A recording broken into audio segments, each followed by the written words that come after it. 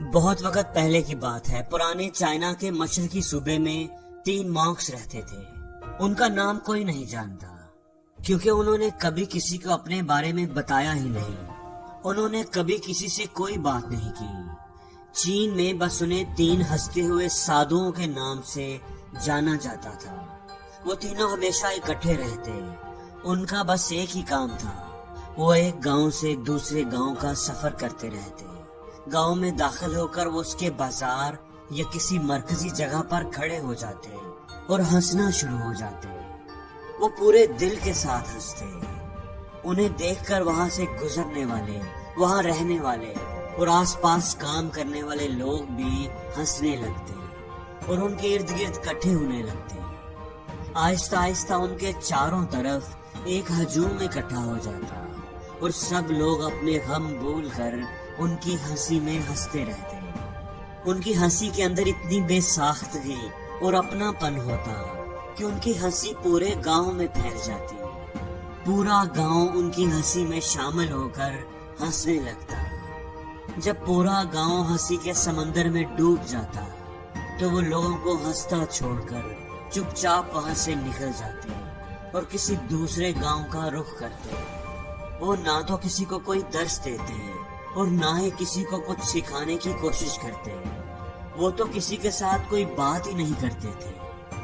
وہ جہاں بھی جاتے اپنی ہنسی سے ایسا ماحول بنا دیتے کہ لوگ اپنے سارے دکھ درد بھول کر بس ہنسنے لگتے۔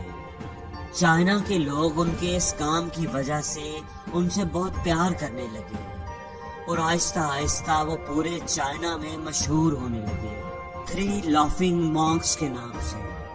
اس سے پہلے اور ان کے بعد بھی کسی نے اس خوبصورت انداز میں نہیں سکھایا تھا کہ زندگی تو بس ہنسنے ہنسانے اور لوگوں میں خوشیاں پھیلانے کا نام ہے۔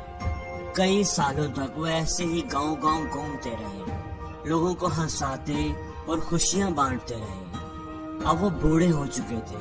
ایک رات جب وہ کسی گاؤں میں رات گزارنے کے لیے ٹھہرے ہوئے تھے تو ان میں سے ایک سادھو کا آخری وقت آ گیا اور وہ یہ دنیا چھوڑ گیا۔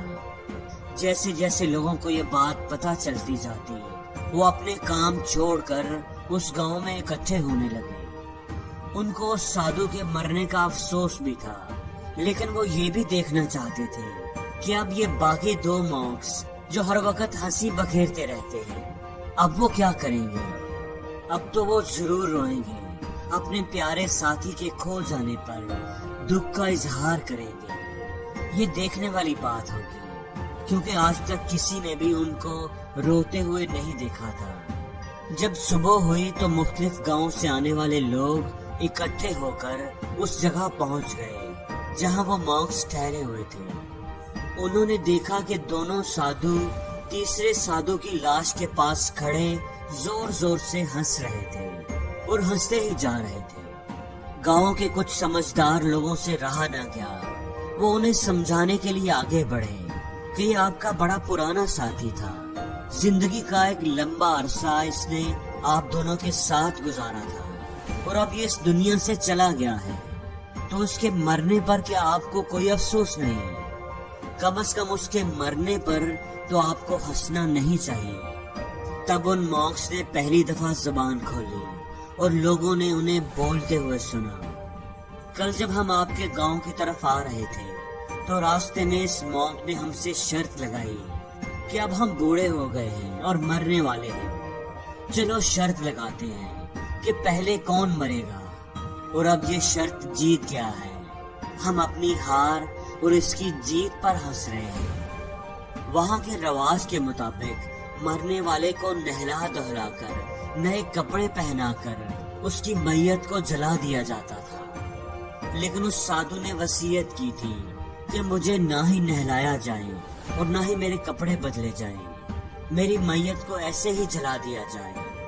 جب اس کی وصیت کے مطابق اسے آگ لگائی گئی اور جب آگ اس کے کپڑوں کو جلانے لگی تو سب لوگ یہ دیکھ کر حیران رہ گئے کہ آتش بازی کے چلنے کی آوازیں آنے لگی اور پورا آسمان آتش بازی سے ہونے والی روشنی سے جگمگا اٹھا۔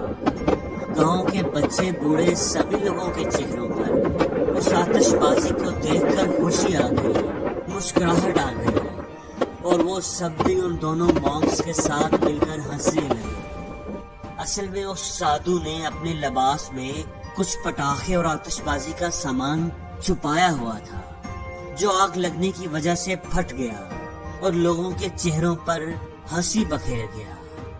اس طرح وہ سادھو اپنے مرنے کے بعد بھی لوگوں کے ہنسنے کا سامان کر گیا۔